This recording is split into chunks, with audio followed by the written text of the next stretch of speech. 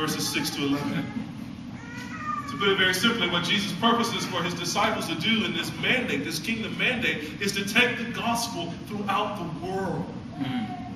He performed all that was necessary for salvation. He promised the one who would enable the work of this ministry. And now he purposes that his disciples would go and accomplish this very mission. Yeah. In verse 6, the disciples asked an understandable but ultimately misplaced question. Look there with me. Lord, will you at this time restore the kingdom to Israel? It's an understandable question, because in places like Matthew chapter 11, or excuse me, Matthew 21, verse 43, Jesus had recognized and had taught to the religious leaders of his day that the kingdom would be taken away from them and given to another. Right. He taught so much about who was really in the kingdom and who really wasn't, about the restoration of the kingdom. So it's an understandable question, but forgive me, it's a misplaced question. Jesus corrects them in verse 7. He points out that the restoration of the kingdom is not theirs to know.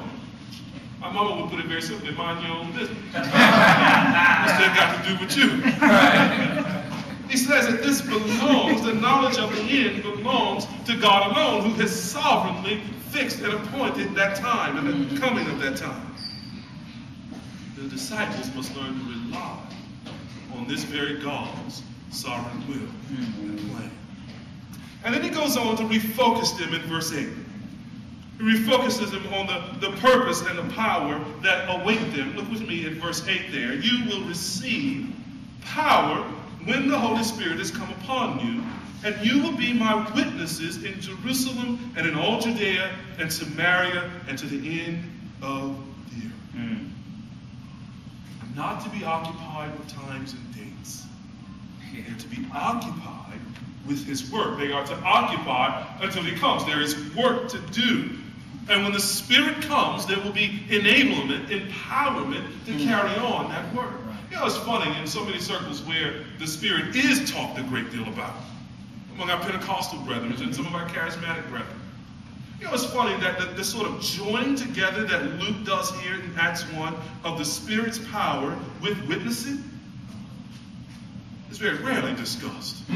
You know, it's the Spirit's power as it manifests itself into some supernatural gift or some incredible display.